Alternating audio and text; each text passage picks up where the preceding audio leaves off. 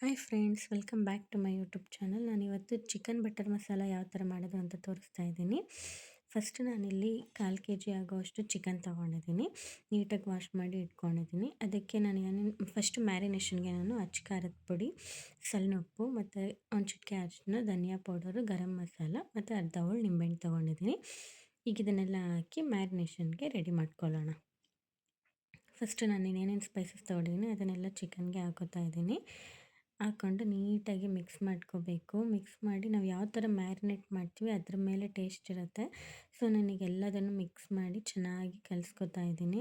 ಚಿಕನ್ಗೆ ಚೆನ್ನಾಗಿ ಉಪ್ಪು ಖಾರ ಎಲ್ಲ ಹಿಡಿಬೇಕು, ಹುಳಿ ಎಲ್ಲ.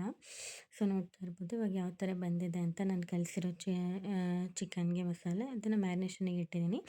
ಈಗ ನಾನು ಒಂದು ಬಾಣಲಿ ಇಟ್ಕೊಂಡಿದ್ದೀನಿ. ಅದಕ್ಕೆ ನಾನು ಒಂದು ಸ್ಪೂನ್ ಬೆಣ್ಣೆ ಹಾಕ್ಕೊಳ್ತಾ ಇದ್ದೀನಿ. ಬೆಣ್ಣೆ ಹಾಕ್ಕೊಂಡು ಇವಾಗ ನಾವು ನೀಟಾಗಿ ಎಲ್ಲ ಬೆಣ್ಣೆನೂ ಸ್ಪ್ರೆಡ್ ಮಾಡ್ಕೊಳ್ಳೋಣ. ನಾವೇನು ಇವಾಗ ಚಿಕನ್ನ ಮ್ಯಾರಿನೇಷನಿಗೆ ಇಟ್ಟಿದ್ವಿ ಆ ಚಿಕನ್ನ ಸ್ವಲ್ಪ ಹಾಫ್ ಬಾಯ್ಲ್ ಮಾಡ್ಕೊಳ್ಳೋಣ.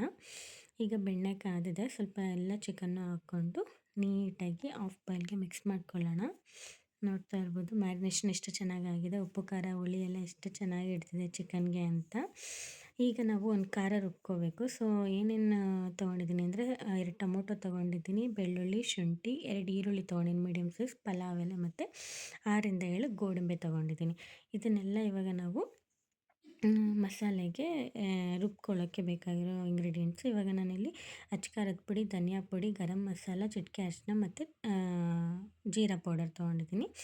ಇದನ್ನೆಲ್ಲ ಇವಾಗ ಫಸ್ಟು ನಾನೇನು ಚಿಕನ್ ಮ್ಯಾರಿನೇಷನ್ದು ಸ್ವಲ್ಪ ಆಫ್ ಬಾಯ್ಲಿಗೆ ಇಟ್ಟಿದ್ದೆ ಅದನ್ನು ಆಫ್ ಮಾಡಿಕೊಂಡು ಒಂದು ಬೌಲ್ಗೆ ಟ್ರಾನ್ಸ್ಫರ್ ಮಾಡ್ಕೊತಾ ಇದ್ದೀನಿ. ನೋಡ್ತಾ ಇರ್ಬೋದು ಚಿಕನ್ ಎಷ್ಟು ಚೆನ್ನಾಗಿ ಕ್ರಿಸ್ಪಿಯಾಗಿ ಆಫ್ ಬಾಯ್ಲ್ ಆಗಿದೆ ಅಂತ. ತುಂಬ ಚೆನ್ನಾಗಿ ಬಂದಿರುತ್ತೆ. ನೋಡ್ತಾ ಒಂದು ಬೌಲ್ಗೆ ಟ್ರಾನ್ಸ್ಫರ್ ಮಾಡ್ಕೊಂಡಿದ್ದೀನಿ. ಸೊ ಈಗ ನೆಕ್ಸ್ಟ್ ನಾನು ಇದೇ ಬಾಣಲಿಗೆ ಮತ್ತೆ ಒಂದು ಸ್ಪೂನು ಹಾಫ್ ಟೇಬಲ್ ಸ್ಪೂನ್ ಆಗೋಷ್ಟು ಬೆಣ್ಣೆ ಹಾಕೋತಾ ಇದ್ದೀನಿ. ಈಗ ಬೆಣ್ಣೆ ಹಾಕಿದ್ಮೇಲೆ ನಾನು ಏನು ಈರುಳ್ಳಿ ಹೆಚ್ಚಿ ಇಟ್ಕೊಂಡಿದ್ನಲ್ಲ, ಈಗ ಬಾಣಲಿ ಕಾದಿದೆ. ಸೊ ಈಗ ಈರುಳ್ಳಿ ಹೆಚ್ಚಿಟ್ಕೊಂಡಿರೋದನ್ನು ಹಾಕ್ಕೊಂಡು ನೀಟಾಗಿ ಫ್ರೈ ಮಾಡ್ಕೊಳ್ಳೋಣ. ನೀಟಾಗಿ ಫ್ರೈ ಮಾಡ್ಕೊಳ್ಳಿ, ಚೆನ್ನಾಗಿ ಎಲ್ಲ ಕ್ರಿಸ್ಪಿಯಾಗಿ ಈರುಳ್ಳಿ ಮೆತ್ತಗಾಗಿರಬೇಕು. ನೆಕ್ಸ್ಟ್ ಬಂದುಬಿಟ್ಟು ಟೊಮೊಟೊ ಹೆಚ್ಚಿಟ್ಕೊಂಡಿದ್ನಲ್ಲ, 2 ಮೀಡಿಯಮ್ ಸೈಜ್ ಟೊಮೊಟೊ ಹಾಕೋತಾ ಇದ್ದೀನಿ. ನೋಡ್ತಾ ಇರ್ಬೋದು ಎಷ್ಟು ಚೆನ್ನಾಗಿ ಸಾಫ್ಟ್ ಆಗಿದೆ ಟೊಮೊಟೊ ಕೂಡ. ಈಗ ನಾನು ಬೆಳ್ಳುಳ್ಳಿ ಹಾಕೋತಾ ಇದ್ದೀನಿ, ಅದನ್ನು ಹಾಕ್ಕೊಂಡು ನೀಟಾಗಿ ಫ್ರೈ ಮಾಡ್ಕೊಳ್ಳಿ. ನೆಕ್ಸ್ಟು 1/2 ಇಂಚು ಶುಂಠಿ ತೊಗೊಂಡಿದ್ನಲ್ಲ ಅದನ್ನು ಹಾಕ್ಕೊಂಡು ನಾನು ನೀಟಾಗಿ ಫ್ರೈ ಮಾಡ್ಕೊತಾ ಇದ್ದೀನಿ. ನೆಕ್ಸ್ಟ್ ಇದೆಲ್ಲ ಚೆನ್ನಾಗಿ ಸಾಫ್ಟ್ ಆಗೋ ಥರ ಫ್ರೈ ಮಾಡ್ಕೋಬೇಕು ಫ್ರೆಂಡ್ಸ್. ನೆಕ್ಸ್ಟ್ 2 ಮೀಡಿಯಮ್ ಪಲಾವ್ ಎಲೆ ತೊಗೊಂಡಿದ್ದೆ ಚಿಕ್ಕ ಸೈಜ್ದು. ಸೊ ಅದನ್ನು ಹಾಕ್ಕೊಂಡು ನೀಟಾಗಿ ಫ್ರೈ ಮಾಡ್ಕೊಳ್ಳಿ. ಫ್ರೈ ಮಾಡ್ಕೊಂಡು ಈರುಳ್ಳಿ, ಟೊಮೊಟೊ, ಬೆಳ್ಳುಳ್ಳಿ, ಶುಂಠಿ ಎಲ್ಲ ಸಾಫ್ಟ್ ಆಗಬೇಕು. ನೆಕ್ಸ್ಟು 6ರಿಂದ 7 ಗೋಡಂಬಿ ತೊಗೊಂಡಿದ್ನಲ್ಲ ಅದನ್ನು ಕೈಯಲ್ಲಿ ಸ್ವಲ್ಪ ಅದೇ ಮುರ್ಕೊಂಡ್ಬಿಟ್ಟು ಹಾಕೋತಾ ಇದ್ದೀನಿ. ಚೆನ್ನಾಗಿ ಇದನ್ನು ಕೂಡ ಫ್ರೈ ಮಾಡ್ಕೊಳ್ಳಿ. ಸ್ವಲ್ಪ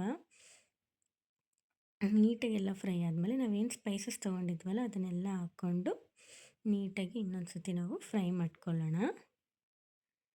ಎಲ್ಲದನ್ನು ಚೆನ್ನಾಗಿ ಫ್ರೈ ಮಾಡಿ ಈರುಳ್ಳಿ, ಟೊಮೊಟೊ ಪ್ರತಿಯೊಂದೂ ಸಾಫ್ಟ್ ಆಗಿರಬೇಕು ನಾವು ಮಾಡೋ ಫ್ರೈಯಲ್ಲಿ. ಇದನ್ನೆಲ್ಲ ಕಡಿಮೆ ಉರಿ ಇಟ್ಕೊಂಡೇ ಫ್ರೈ ಮಾಡ್ಕೊಳ್ಳಿ.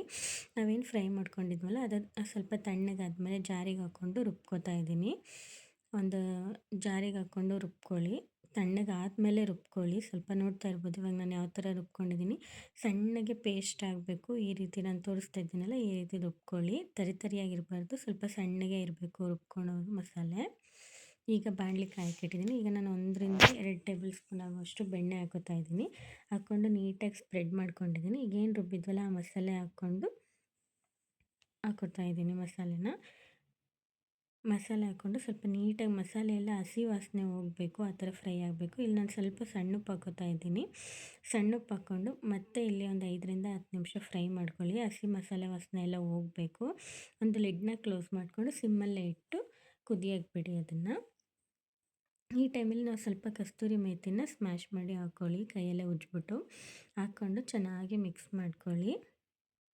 ಇವಾಗ ಹಸಿ ವಾಸನೆ ಎಲ್ಲ ಹೋಗಿರುತ್ತೆ. ನೋಡ್ತಾ ಇರ್ಬೋದು ನೀವು ಯಾವ ಥರ ಎಣ್ಣೆ ಬಿಟ್ಟಿದೆ ಅಂತ. ಕ್ರೀಮಿ ಟೆಕ್ಸ್ಚರ್ ಬಂದಿರುತ್ತೆ, ಯಾಕಂದರೆ ಗೋಡಂಬಿ ಹಾಕಿದ್ದೀವಲ್ಲ. ಸೊ ಹಾಗಾಗಿ ಗೋಡಂಬಿ ಬಟರ್ ಎಲ್ಲ ಹಾಕಿರೋದ್ರಿಂದ ಕ್ರೀಮಿ ಟೆಕ್ಸ್ಚರ್ ಬಂದಿರುತ್ತೆ. ಇಲ್ಲಿ ನಾವೇನು ಹಾಫ್ ಬಾಯ್ಲ್ ಚಿಕನ್ ಮಾಡ್ಕೊಂಡಿದ್ವಲ್ಲ ಮುಂಚೆನೇ ಫ್ರೈ, ಅದನ್ನು ಹಾಕ್ಕೊಂಡು ಚೆನ್ನಾಗಿ ಮಿಕ್ಸ್ ಮಾಡ್ಕೊತಾ ಇದ್ದೀನಿ. ನೋಡ್ತಾ ಇರ್ಬೋದು ಎಷ್ಟು ಚೆನ್ನಾಗಿ ಬಂದಿದೆ ಅಂತ. ಈಗ ಮತ್ತೆ ಲಿಡ್ ಕ್ಲೋಸ್ ಮಾಡಿ ಈಗೇನು ಚಿಕನ್ ಇತ್ತಲ್ಲ ಚಿಕನ್ನ ಫುಲ್ಲು ನಾವು ಬೇಯೋ ಥರ ಬೇಯಿಸ್ಕೋಬೇಕು. ಒಂದು 5ರಿಂದ 10 ನಿಮಿಷ ಚಿಕನ್ನ ಸಿಮ್ಮಲ್ಲೇ ಇಟ್ಬಿಟ್ಟು ಬೇಯಿಸ್ಕೊಳ್ಳಿ. ಈಗ ಚಿಕನ್ಗೆ ಮಸಾಲೆ ಎಲ್ಲ ಚೆನ್ನಾಗಿ ಹಿಡ್ದು ಯಾವ ಥರ ಟೆಕ್ಸ್ಚರ್ ಬಂದಿದೆ ನೋಡ್ತಾ ಇರ್ಬೋದು ಗ್ರೇವಿ ನೀವು. ಈ ಟೈಮಲ್ಲಿ ಲಾಸ್ಟಿಗೆ ಸ್ವಲ್ಪ ಕೊತ್ತಂಬರಿ ಸೊಪ್ಪು ಹಾಕ್ಕೊಳ್ಳಿ. ಕೊತ್ತಂಬರಿ ಸೊಪ್ಪು ಹಾಕ್ಕೊಂಡು ಚೆನ್ನಾಗಿ ಫ್ರೈ ಮಾಡ್ಕೊಳ್ಳಿ.